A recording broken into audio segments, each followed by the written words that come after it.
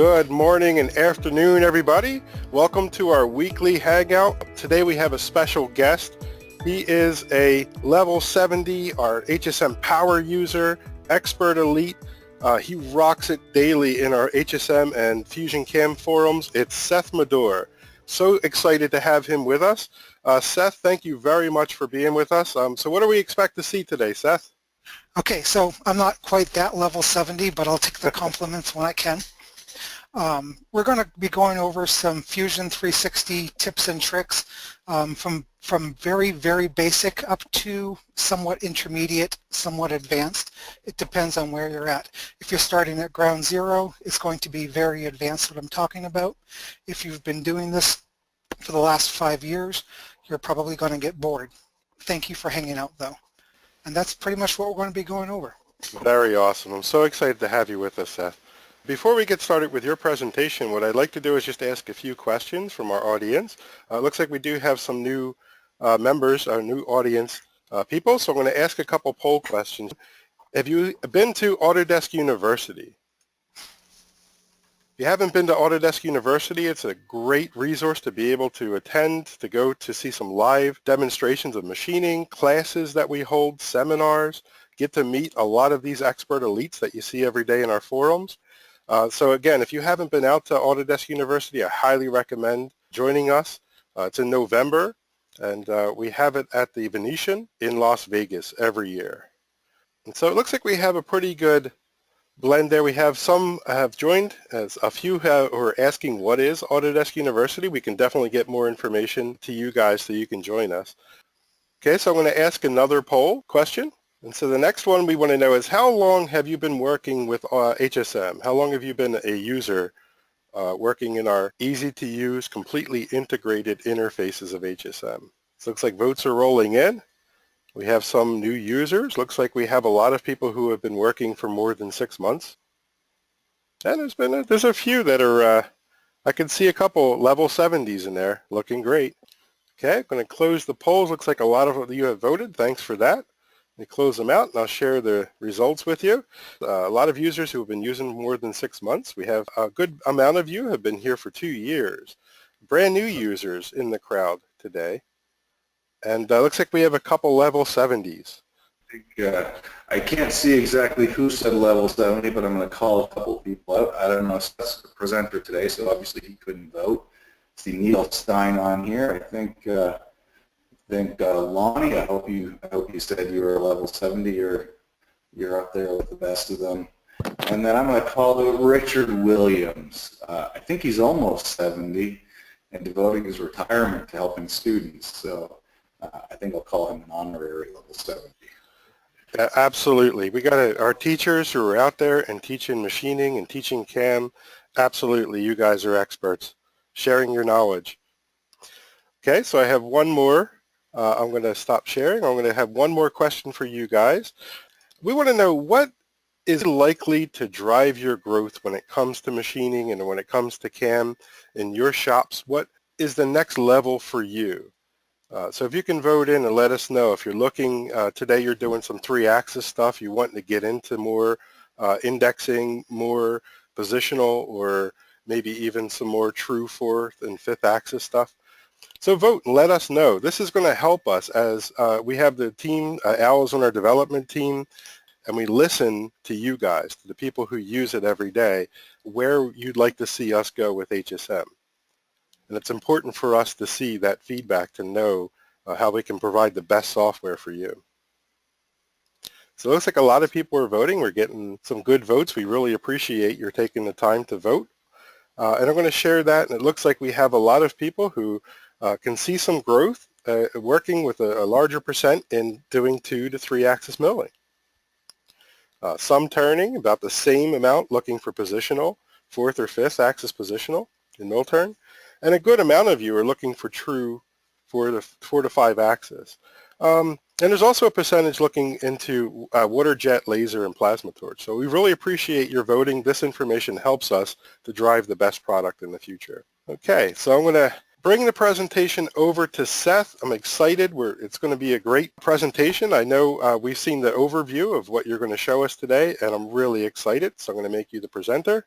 One quick thing before Seth gets going. Many of you have joined us before. If you're just joining us for the first time this week, up in the GoToMeeting section, you'll see a little orange arrow. From that, you'll get the GoToMeeting or GoToWebinar dialogue, and you can see an area where you can ask questions. I'm here to see them and interact with you and bring those questions to Seth so we can kind of make this a live conversation. So if you've got comments or questions along the way, use that dialogue to interact with us. Another thing I'd like to also let you know, Seth had provided a PDF, and if you see in the GoToWebinar panel, there should be a section where you can see handouts, and Seth had provided a Fusion Tips and Tricks Resources handout. All right, Seth, it's over to you. Sure. So the resources PDF has some speeds and feeds calculators that I use, some helpful editors like some NC backplotters that you can use to verify your code outside of simulation, Notepad++, a really cool application for editing your post-processor, just some stuff that I typically recommend to people on a usual basis. So yeah. I'd first like to thank you all for joining me today as I cover some tips and tricks for Fusion CAM. A lot of this stuff is going to be basic to intermediate, and like everything in life, there's more than one way to skin a cat. My contact info is listed below, so if there's something you need me to go over in greater detail, or I missed something, let me know. Shoot me an email, hit me up on Instagram. I'm always interested in expanding my knowledge of the software. Seth, you didn't even say just contact me in the forum. You're there every day. Shush. So yeah, brief overview of what we're going to be going over. Short summary, I can't guarantee that I will hit everything in full detail, so again, feel free to contact me and we can continue the discussion later on. I know there are some topics listed that could actually be pushed into its own webinar at a later point. Right, Al? So I'm not going to go too deep into them. Before we get started, though, I'd like to take a few minutes and give you a little of my brief history. I was born and raised in southern Maine. I've been a machinist for almost 20 years. The first few years I spent cranking handles and sweeping floors. I got myself onto a prototrack mill and I haven't really touched a manual machine since. From '07 until this past October, I was employed at the most technical machine shop in the state of Maine, Arundel Machine Tool. We specialized in both commercial and defense aerospace, nuclear defense, as well as deep sea oil and gas exploration. We have clients around the world, and very little that we did was considered simple. I was responsible for setup and running the Mori NTX 9-axis that you see in the foreground. That's actually me in the bottom right-hand corner. Because some of the jobs involved several hours of runtime, I often had time to program jobs for AMT as on their software, Esprit. Eventually, they ended up hiring another full-time programmer, and I was left twiddling my thumbs while I kept an ear on the machine. However, over these last few years, I've also been running a shop part-time out of my garage. In 2011, I picked up the 82 Matsura from a shop in Massachusetts. It actually cost me more to ship it and power it up than it did for the machine itself. I worked the machine for a few years while I built up some capital to expand my shop. I wanted a bigger machine, but with a 8-foot ceiling, I was kind of limited on what I could get. So in 2015, I took delivery of the Mori Dura Vertical and had it put onto a slab that I had poured. The day later, my family came over. They're all contractors, so it was kind of cool. A day later, they came over and we put up a building around it. At the same time, I purchased the CMM as well as the comparator. Up until that point, I was using a less than legitimate version of software, and I was skirting legal issues, and it wasn't something I wanted to continue doing as I was going full-time. So I started looking around for low-cost options that would provide me the ability for at least 2.5 CAM. I'd have been satisfied with that, and I tried a bunch of low-cost ones, and they were clumsy. They worked, but they were clumsy, and they didn't have a really good interface, especially in regards to the modeling side. I was on Practical Machinist one day and I found a mention of this cloud-based software, and at first I was pretty skeptical because of that cloud thing, and but you know, I gave it a shot, and I'm really glad that I did. So with the loss of the programming job at work, I had ample time to learn the software as well as, you know, program parts for myself. However, when I first started using the software, it didn't take me long to realize a couple of things. The previous 6 years that I had spent with Esprit and Mastercam didn't give me everything I needed to know. Yeah, I wasn't stupid in regards to CAM, but there was a lot of workflows that were different, and I had no clue where to start. But two, I found a forum completely dedicated to discussion and learning, and boy, did I spend some time there. And now I'd really like to move into my first topic, the forums. Over the last couple of years, I've spent a considerable amount of time on the Fusion CAM forum, always looking to help someone who gets stuck and can't quite figure out how to make the CAM do what they are looking for. And I see this happen so often. Someone will come into the forums and start off with something to the effect of, you know, I've been messing with this issue for a couple of days now, and I'm ready to give up. This software is awful. Or something along those lines of defeat. This is completely unnecessary. There are many knowledgeable people who frequent the Fusion CAM forum on a regular basis. They're on at all times of the day. We have people across the world. We have people in Australia, New Zealand, England, United Kingdom, and America. So if you're asking a question at 1 o'clock in the morning, you're going to get an answer. It may not be immediate, but it'll be within an hour or two. And if it's any time during Eastern daylight hours, you're going to get an answer. If it's this off-the-wall, really complex question, then you may end up having to wait for an Autodesk employee to chime in and say, yes, this is how it's supposed to be. But if it's a how do I do fill in the blank, you're going to get an answer within the hour. I'm going to jump in as an Autodesk employee very quickly here and just explicitly thank you, Seth. I'm glad you brought this up, and thank you for so much your help for all the users on the forum. I think you're being far too humble in saying how much you help on the forums. And on the same note, I think Neil Stein is on the Absolutely, Neil absolutely. Too, so I can't help but give a shout out to Neil and some of the other passionate users that they're helping the community. It's an excellent resource that more users should be a part of, both to give and to get from. And that's exactly it, the give and the get. You know, Fusion is a cloud-based software focused on teams working together.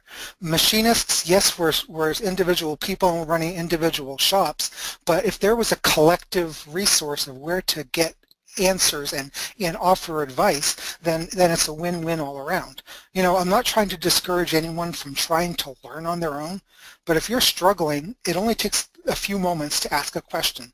You're going to have the answer within an hour or two. You know, I like Instagram. You're actually helping by asking the question. For every question you don't ask, there's 1,000 other people that didn't ask it. So never be afraid to ask the question. It actually gives people like Seth an opportunity to take things they know and don't know other people don't know. And now it's searchable, and now it helps more users. So you are in fact contributing to the forum by asking. Absolutely. You know, in fact, a lot of the things I learned to do with the software, I wasn't learning because I needed to apply that to what I was doing. A lot of the parts that I do are while they are complex, they're relatively simple in their shapes and in their, you know, tapped holes and threaded holes and reamed holes and all these things. So they're simple parts. So they weren't really pushing me to stretch, you know, 3-axis, you know, 3D surfacing, indexing, you know, 4th axis work. I didn't have the serious application for it, so I wasn't getting out of my comfort zone. But questions started rolling in that area, and so I was like, oh, I got to learn this. And so asking the question pushed me to learn more. So, just one more comment, and this is coming from Neil, one of our other heavy forum users. The search is very powerful. So the one observation is maybe before you ask the question, take the time to search and see if the question was asked. Indeed. Already. And then the other comment, Seth, Nick and some of the other users are, from a user's perspective, thanking you for how much you help on the forums. You're very welcome. It's always a pleasure. You know, I get so much satisfaction when someone comes in and they're very green, and you can tell the people that are green, they have the little Shapeoko or the small desktop mill, and they don't know. But I've been doing this for 20 years, so seeing someone else grasp what I've explained to them, it puts a huge smile on my face, and I get a lot of satisfaction out of passing on the information. There's nothing that machinists or machine shops do that should be kept so trade secret and, oh my goodness, we can't tell anyone. We're not in competition with each other. It's a global market. Spread the information. There's no harm in other people knowing how you do something because of how large the industry is, and also because of how many more machinists we need in this industry. So you mentioned something interesting. You know, you've learned so much from helping others. Problems you haven't seen in your shop, you had the opportunity to address and then learn in the software. It reminds me of the saying I heard, you don't know something until you've taught it 3 times. But I think part of the reason you're on here today as an expert is because of your engagement. It's made you an expert because you've articulated concepts to others. So that there is a self-serving element to helping that really does make you an expert. of course. We could talk about forms all day. As you mentioned, we could make this entire webinar about right. forms. So glad you brought it up. So let's divert from that and go into our first topic. So I want to start off with the most basic thing that I can start with for any presentation that might be seen by people that are new to the software. The most important thing you can do when you're first moving into CAM is your setup. The temptation is to start by clicking one of your tool buttons and you're going to start making tool paths. That doesn't work because you're going to quickly realize that it's putting stuff in the wrong spot, and then you got to fudge around with tool orientation. So the first thing you really need to do is make your setup. It defaults to model orientation. I prefer using the Z-plane on the X-axis or the Y-axis for the simple reason that it wants to treat that as my top surface. So I'm going to set that as my top surface, and then I'm going to pick an axis for my X. We're going to call that OK. So that's base 101. If you don't do that, everything you do from here on out is going to be garbage in, garbage out. It really needs to start right there. So we've got that. Next, I'd like to move on to open contours. There's always some question about, how do I select an open contour? If you click this, you get the entire thing. What do? I only want one entity. There are two ways to do that. One is to select the whole entity, click it again, select the one you want, open contour, accept. You've got an open contour. The other way, which I prefer more, is to just hold down the Alt key, Alt, and it will force it into open contour mode. Let's put a contour on this so I can demonstrate my next thing. I'm going to take a flat end now. So we want to take this part, and it's going to be, it's rough. Let's pretend that it's rough stock right now, and we're going to prep the sides so we can hold it onto a vise. It's flame cut material, and we want to hold on to machined edges. Well, all I really have for a straight edge on this top surface is that entity there, and I only have this gap here. So let's add another chain to it, and we're going to select this one here. Again, I'm using the Alt key. If we enable stock contours, it's going to default to our square stock that we defined. In this case, it's just 40 thousandths extra material on the side. And we click the OK button. We now have a 2D contour that extends the entire length of the part. And you can do that as much as you want. You can have stock that's, oops, you can have stock that's 5 inches over, and it's going to give you a lead in and a lead out that will accommodate the stock size. The other way of doing that, which I don't recommend, is using the tangential extension, but stock contours is a much simpler method.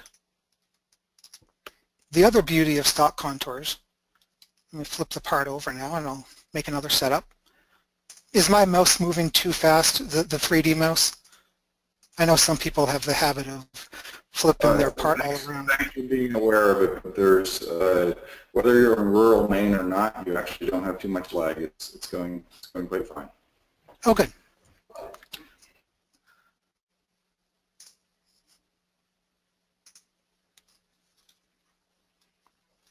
Quick plug though, if anybody's using 3D CAD-CAM software without a 3D connection space mouse, you're missing out on some serious productivity, and this is not an infomercial.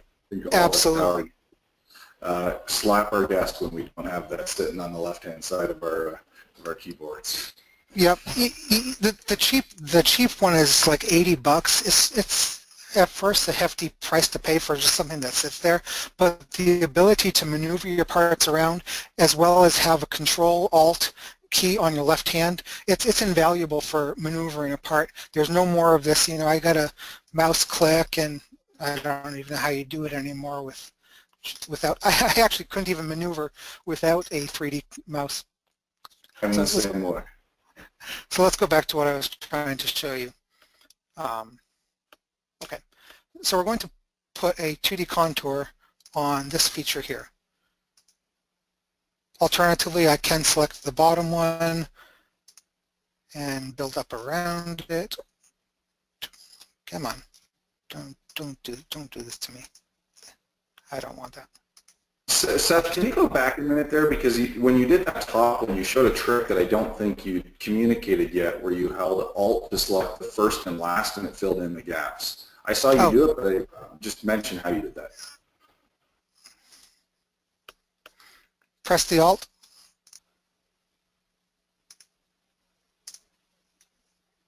At any rate, let's look at my height.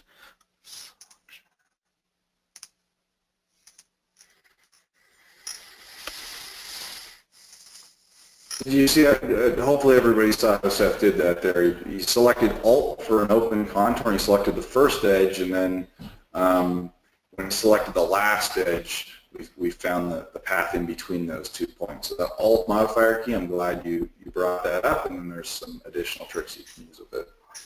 With the stock contours key, you can get a lazy man's pocketing routine.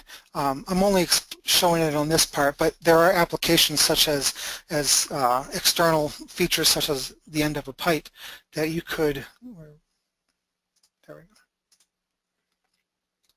If we toss in some, wrong one, if we toss in some roughing passes, I want 100,000 step over,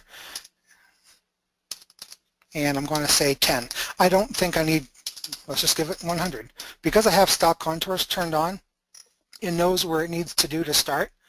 And see, if your stock was an inch bigger, it knows where it needs to go from the full outside. Yes, obviously in this case you would probably be better off with a 2D adaptive or what have you, but it's just another way of doing something quick and dirty. I favor the quick and dirty methods. If it gets me code to the machine, that's accurate. Obviously there's always the right way to do it, but is it the fastest way, especially if it's the way that you're most comfortable with? Another thing I'd like to talk about is, it's just going to be a simple one, is 2D contour versus 2D chamfer. They both have applications and they both have their strengths.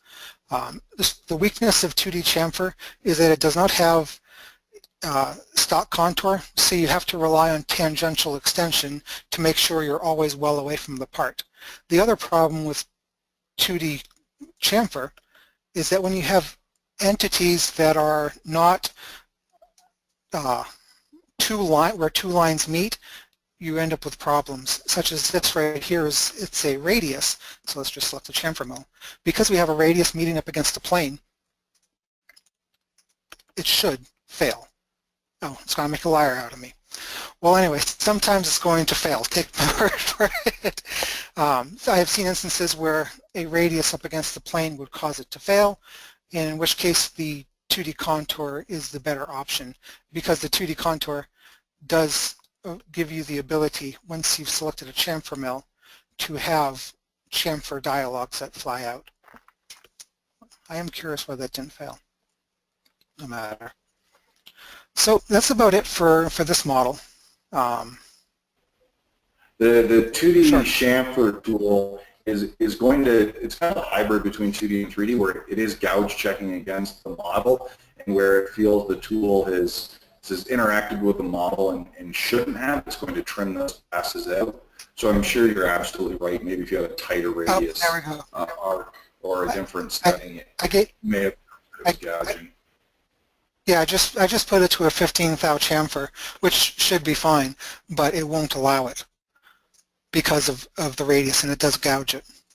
But if I'm looking for a simple edge break, and I'm not so concerned about the actual size of the angle and the angle of the angle, and there you go. There's a question in regards, does it work with the 2D chamfer function is just for breaking an edge of the chamfer, not the radius mill. No. So I just finished programming this part here. There are two similar parts. They're tiny little widgets for a local company. And it's the same tooling, it's the same material. There are two methods that I can use to make this really quick, the programming of this part here. I can come over here, Control-C, copy, come over here, Control-V, and I've got all my toolpaths here. Now, I do have to go through and reassociate everything. I got to say, you know, where's the part, what size is the part, and all that jazz. But for the most part, everything is simply click and reassociate. Contour, I'm going around this part here. There we go. It actually picked that up. I'm surprised.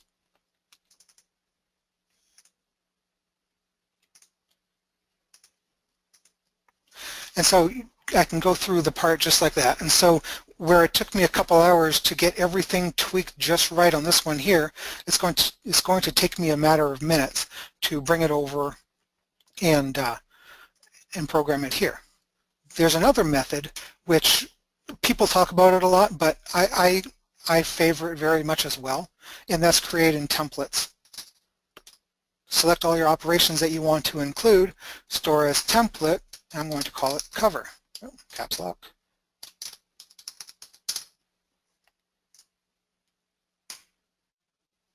I come over here and make my setup. I'm just going to call it OK. Create from template, and I'm going to find cover. And you can see I've got a bunch of other little ones. I don't have a lot of templates because a lot of the stuff I do repetitively for programming wise is very similar, so it doesn't take a lot of templates to continue doing what I'm doing typically. I'm sure as my part library grows bigger, this will as well. One thing I wanted to point out, so let me just pull this in first. There we go. And again, you go through the process the same way. One thing that I'm very fond of are the back angle, the double angle divert tools. They do take a little bit of fudging to get the numbers to work right to machine on the back side of the part. But once you get it set that it works great, save it as a template, and now you got it. And what feature do I want to select? I want to deburr that. I want to deburr that. And look at that. Just like that. So I strongly encourage people to use templates when they can. It never hurts. You can have, to my knowledge, there's no limit on how many you can have. It would be great at some point if they gave us folders for different types of scenarios. But as it sits now, you can have, you know, a template for every common scenario that you hit. Seth, maybe this is a great way. You want people to come to the forums. And I think there's a lot of people that would love access to that little template you had. Maybe we should bribe them to the forums and do a post. Absolutely. That sounds great. That sounds great. Okay, let's see. Let's go back into this one here. Setting the defaults. So every field that you're entering in has the ability to be forced into a certain math function of your choosing. For instance, if I was to choose a 2D pocket, and let's pocket out, oh, let's pocket out this. Select the proper tool. It's a big tool, but that's okay. I come over here, and my maximum step over is actually a formula that I modified. And if you hold down the Shift key, you can see what it is. It's the tool diameter times 0.2 minus the corner radius. And so everything in here has the ability to be modified. So if you're finding that you're, oh man, I don't want, you know, my retract height is always at 0.4. I don't want that. Set it to how you want, and then you can save the defaults. Make default. And it really streamlines your workflow a lot. For instance, if you can open that back up, you mentioned the shift modifier key. There's a second help for changing defaults. So the shift modifier key showed him what his formula was, but it's also going to tell you the property name for each one of those properties, and that's very helpful. So that's a very helpful parameter name at the bottom there. If you want to write a formula that's the feed rate times 0.75 or the tool diameter times 0.9, you're writing an expression. Shift helps you see what the expression is, but it's also the way to find the names of every other field so you can write intelligent expressions. So thanks for showing that shift modifier key. Not a problem.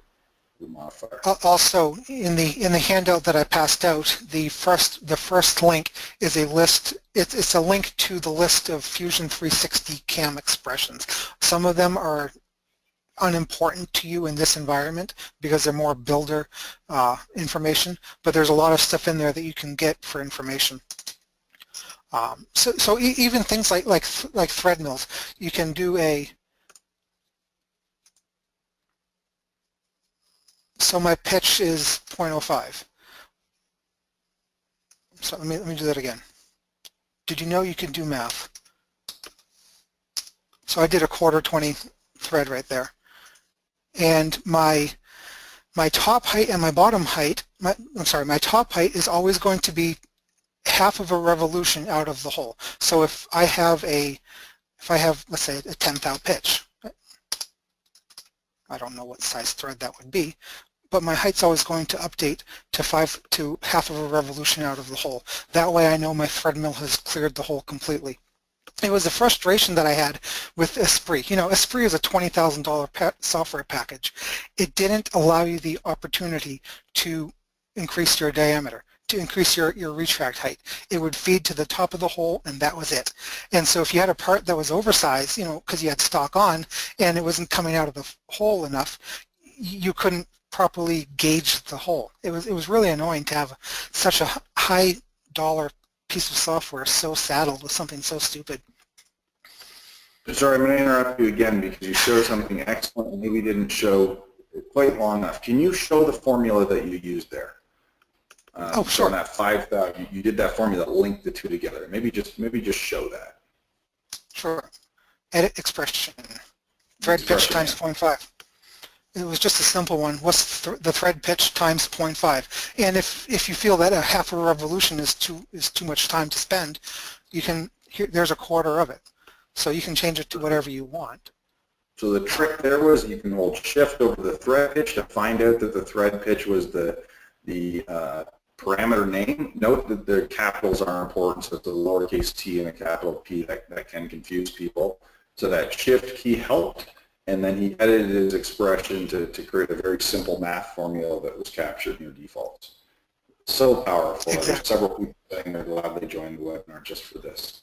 So and it's oh, you're welcome. It was so awesome when I found it. Now, if we could only find a way to get these to stick, because that would be really handy. What else do I do? So yeah, that's about it. You know, you could go on forever in regards to default settings and how to change them and whatnot.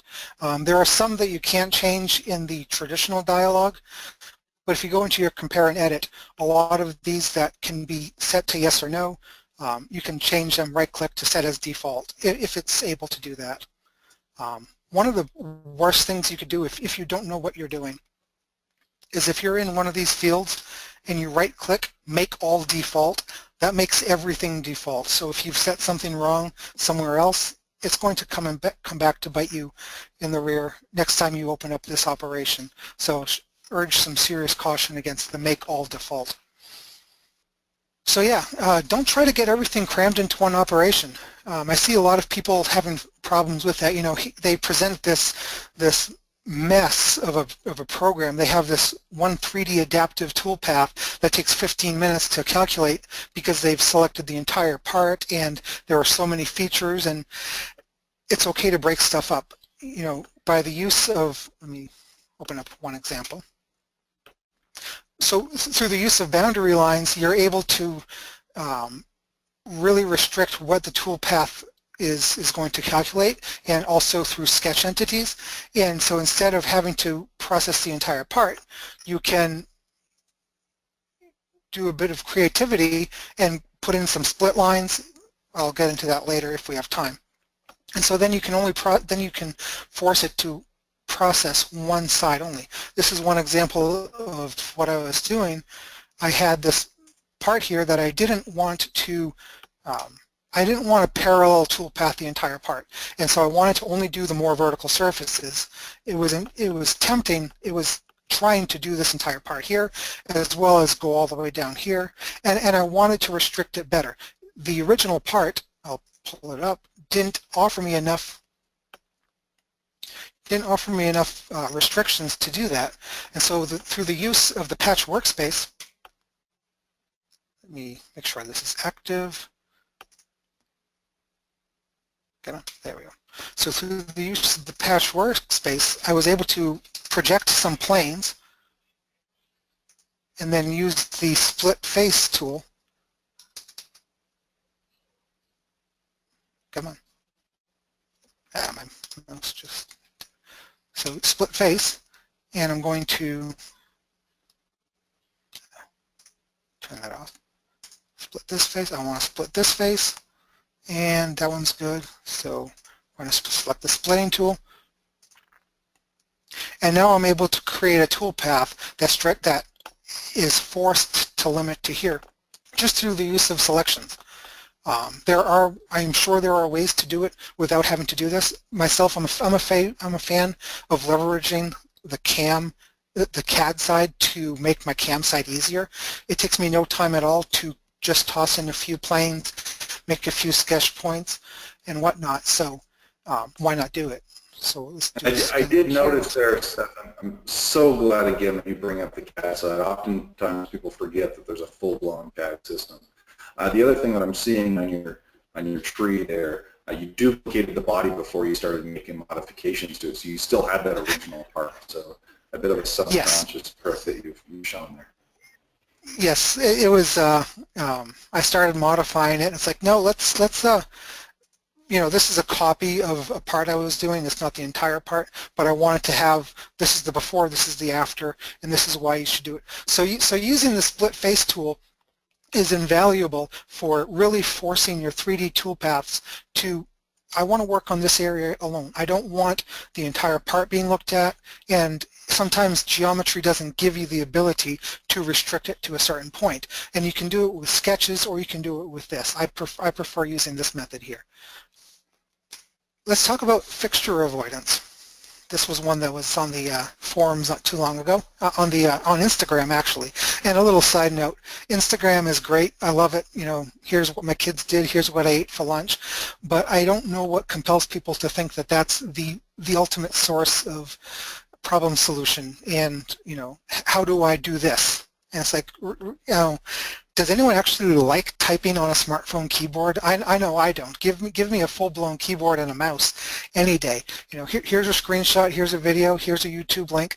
You know, you really can't do that on a smartphone. So Instagram has its places. I don't think that it's really cut out for, you know, large-scale problem solving. It's great for us to share and inspire, but you're absolutely right. The forum is the right place to go and look for help and get help.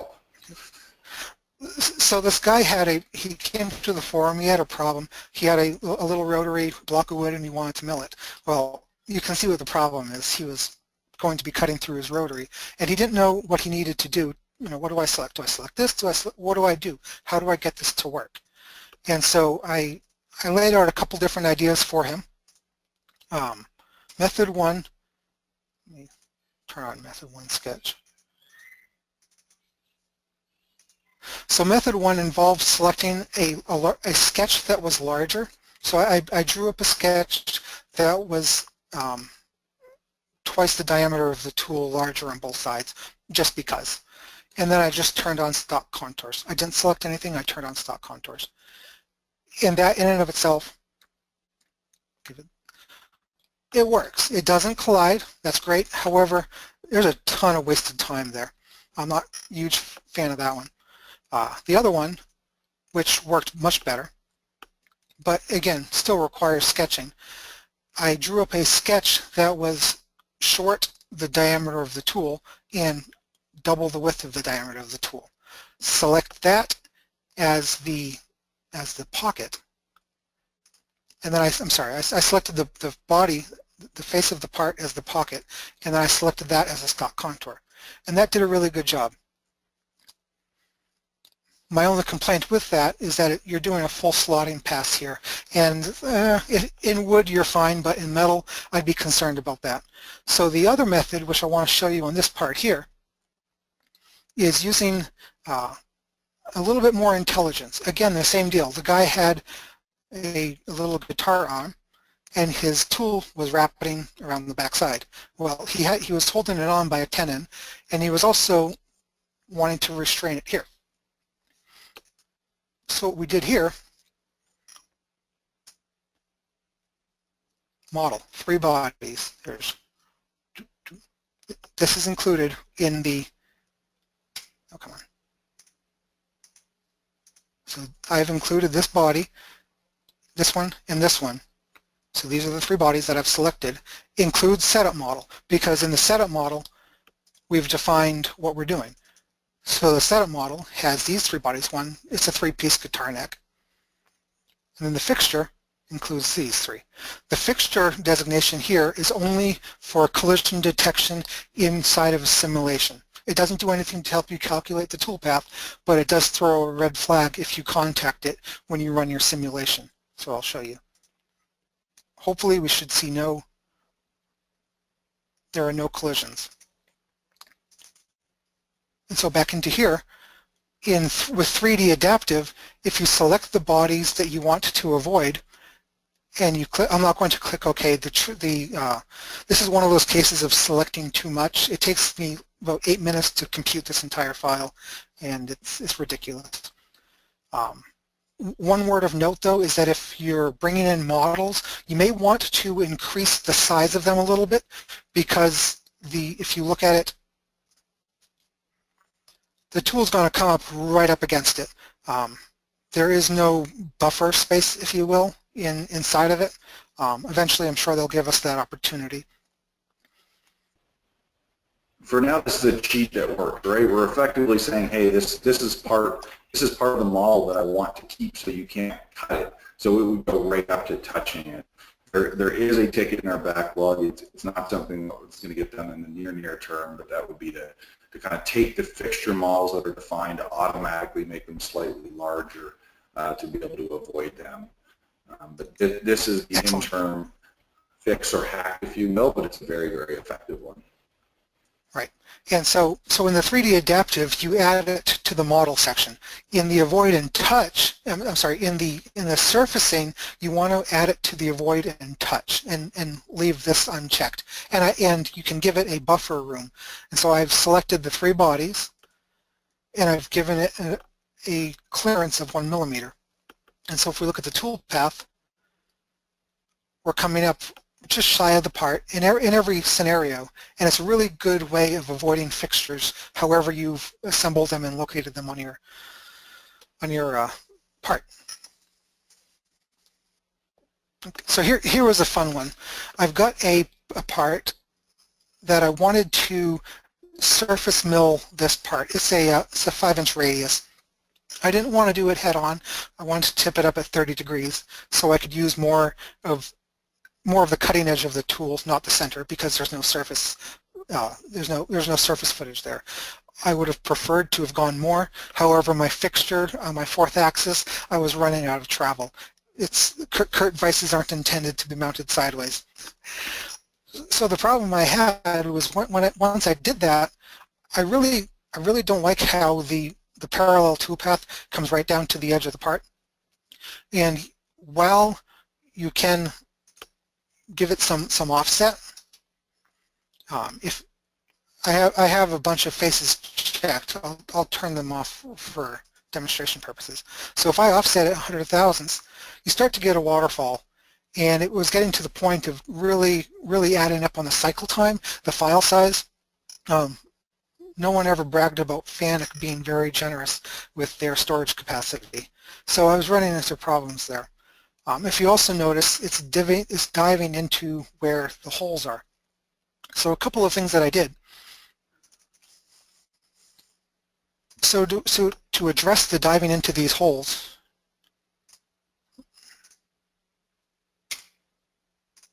we can select these two faces that I made with the patch routine, which I'll show you in just a second. So now we're not diving in. Let me go back and actually show you the patch cycle.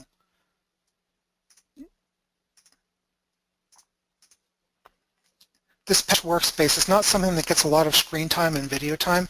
It's a really handy workspace to be using, and I've really grown to rely on it a lot more actually than the model side. The model side is great for establishing stuff, but if I've got to start splitting stuff up and creating temporary kind of sort of references, it's a really handy place to be.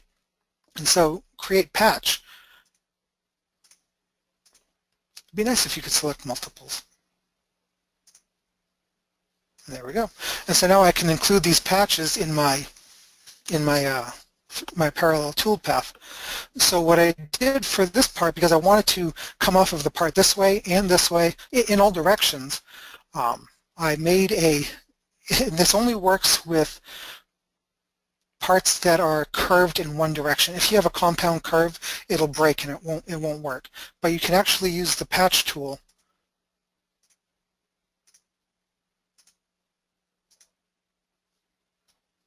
So let's turn off our patches and our bodies. Use the extend tool.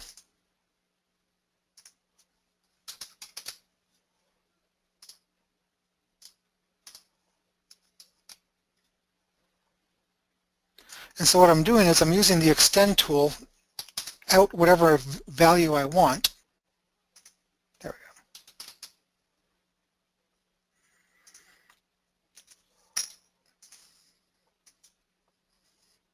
I shouldn't have gone that far because it's going to start breaking it up at that point there.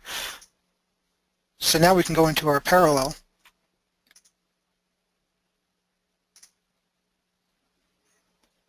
Not the best example because it wasn't supposed to break.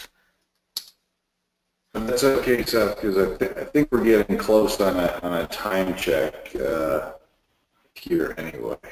Okay, so anyway, I made a patch and then I just extended it out a little bit amount on each side as much as I needed to give me the tool path that I needed. And I found that to be a very efficient way of, without having to deal with the waterfall effect. And compare and edit, make your own. Closing up, I just want to talk about tool libraries and things you can do to make your life a lot easier. If you're finding that you're always dealing with the same sort of tools, make your own library. It doesn't take any effort at all. Just create a new library. And I went through and I put in all of my typical holders that I use, and that way I don't have to go searching through the large sample. You know, I still do that for drills on occasion, but make your own libraries.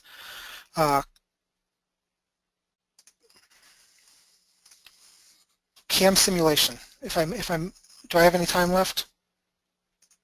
I think there's users that want to hear your last couple of tricks before.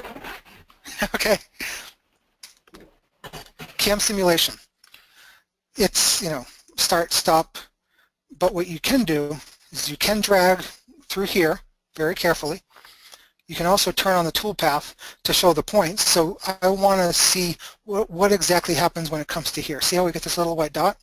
We click, and we've rapided all the way to that point. The other thing, which is very, very handy, it doesn't work very well if you have stock turned on, so I'll turn it off for demonstration. Left mouse click, and then drag. So if you've got this part that you really want to make sure that you're clear, you've got this spindle nut coming up close to your fixture, or you want to make sure that your tool isn't shanking out or producing something bogus, you can click and drag and very, very finely walk right through it without any issue whatsoever. If you turn stock on, it tends to regen what's happening, and with simple parts it's easy, but with complex parts you'll freeze your system. So turn off stock and just click and drag, and it makes it really easy to make sure that that double angle chamfer mill is actually cutting where it's supposed to, and it's not going to miss anything. Post edits. Autodesk does a great job of putting out good solid posts. However, they are always tweaking them, so it's happened on occasion where something was working because you're using the generic post and everything's great. You wake up one day and you're like, hey, why is it erroring on me? It didn't error on me yesterday. Just take the post that works, that you know works, save it, make it your own, store it locally, store it in the cloud. That way you know it's not been messed with. They didn't change something that had unforeseen consequences. Autodesk can only foresee so many different configurations of machine, so their HOS post works great on their new HOS. It may not work so well on your 1992 VF3. So little word of advice is to just take the post and save it to your own file. Yeah, that's fine. So you're going to take your generic one and you're going to save it. And so just take it, Control-A, Control-C, or just do a save as and store it locally. And it's easy enough to direct Fusion to where it needs to be. I personally prefer the cloud because I program from several different computers. Your mileage may vary. If you have any simple edits that you want people, you're always moving where the coolant turns on or coolant turns off, or maybe you want this little line of text, just give a shout out on the forum. It's a pretty simple change for most of us to do. There are some things that really need the attention of a reseller, like, hey, I've got this machine that no one has ever seen before and I need a post for it. Yeah, well, that's a little bit more involved. But for simple edits, give a shout out on the forum. And on that note, there is, let me go back to here, there is an HSM post-processor forum. So if you have anything that is really outside of the realm of simple, anything more complex, toss it up here, explain what you're trying to do, give a sample of the code that you're looking for, and someone's more than likely is going to help you.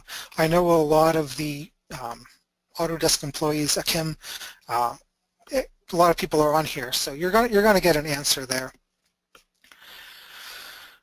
Documentation. There's no such thing as too much. Make your setup sheets. I know the stock setup sheet is not very aesthetically pleasing. It's a waste of paper. There's a lot of data printed onto it. But there are ways of trimming down the information that is shown. Make your setup. This is talking more to general work practices and not Fusion CAM. Make setup sheets. Documentation. When I have programs, let me see if I can go back to here. I've modified my post processor to output the date that I made the program, the time that I made the program, who made the program, me. Assuming I ever have more employees, I want each person to have their own post so I know who did it. And it also gives me the last run with the unproven. So when I'm done running the job, I'll change this unproven to the date.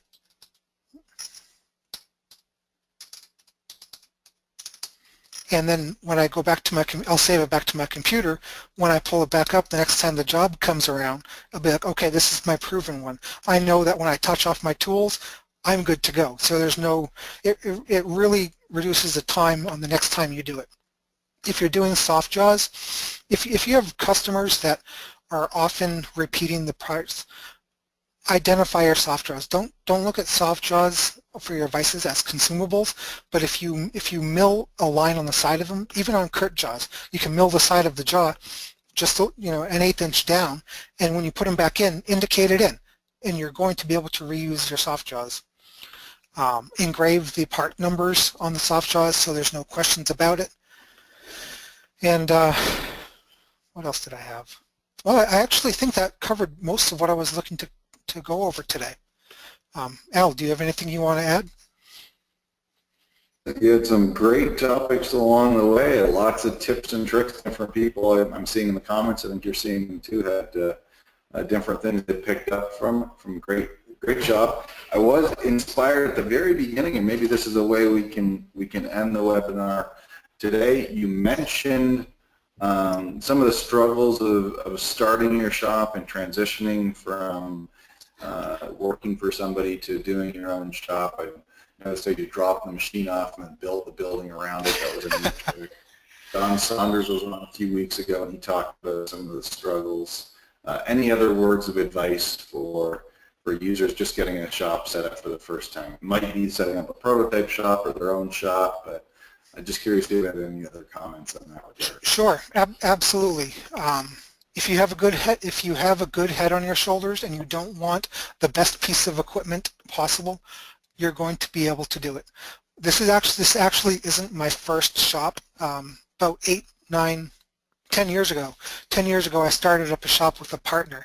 I don't know if you've ever watched John Saunders' videos, but he did a really good one on partnerships, and I gotta say the guy was spot on. Partnerships don't work. You can do it on your own. Don't think that you need a partner to start up a small machine shop. You can buy, if you can buy a $30,000 truck or a $30,000 car, you can go out and buy a $30,000 machine. Little fun fact, that Matsuura that I bought, I paid $4 grand for that machine. It's a fraction of the price of a Tormach, and it can still do as much as or more as a Tormach. So don't think that you need a brand new machine. Start small, be willing to buy a used machine, make some money with it, work it as much as you can. Don't pay yourself as long as you can. Put every penny you have back into the business so you can afford to buy the comparator and the CMM and at least finance the expansion of a, concrete work and a building aren't cheap, even when you have family donating their time. So a business takes a lot of blood, sweat, and tears. Don't be afraid to do the work, and it is possible to do it on your own. Then maybe one last comment and question. The very first machine I ran, actually I started sweeping floors and squaring blocks and doing the same sorts of things in my apprenticeship, and the very first machine I ran was also a ProtoTrack. My question is, did yours also have a little encoder wheel, or were you all the way to glass scales? We were on glass scales. Yeah, so our first ProtoTrack actually had a little encoder wheel that ran down the back of the axis to tell you where you were in position. Oh, no kidding. Well, I don't know if you have anything to add, Wayne, but I think Seth did an excellent job talking about the forms at the beginning of the webinar. We usually talk about them at the end. But with that, I think this has been your Friday webinar. Thanks again so much for joining us today, Seth, and thank you for all your help on the forums. Let's work together on getting that little bit of bribery and your backside chamfer template posted up there for people to go hunt and find and get on the forums with us. Absolutely. Al, it was great. Thank you for having me. I had a blast. I was very nervous going into it. I haven't done a public speaking engagement since high school, which was 20 years ago, so I wasn't quite certain how things were going to go. And I got to say, I did enjoy it, so thank you for having me on. Seth, well, you did a most excellent job, and public speaking is always a lot easier when you know your content. You certainly know your content. Absolutely. Awesome. Thank you, Seth. You did a great job. Thank you. Okay, everybody. We're going to see you next week. Next week we'll have Tim Paul on. He's going to show us walking through setting up a machine. It's going to be really exciting to watch, and Tim's awesome. So tune in next week, next Friday, same time. Thank you, everybody. Thank you.